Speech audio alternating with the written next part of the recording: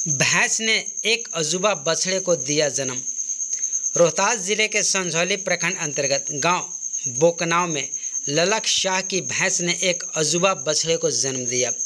Doctor Arun Kumar ने जब इसका इलाज किया तो पता चला कि उस भैंस ने एक बछड़े को जन्म दिया है जिसका 2 सर था, एक शरीर के साथ साथ 8 पैर भी नजर आया।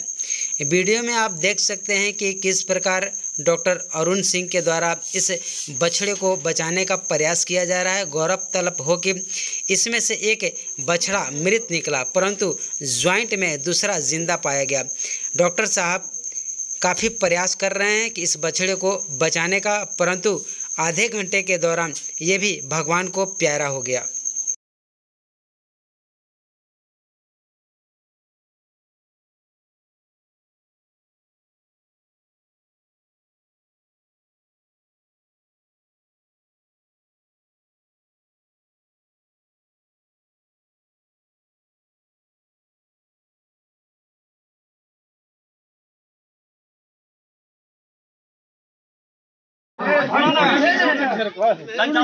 बस के बात रहे हाथ में आई तो हर सेकंड ना होता है मरते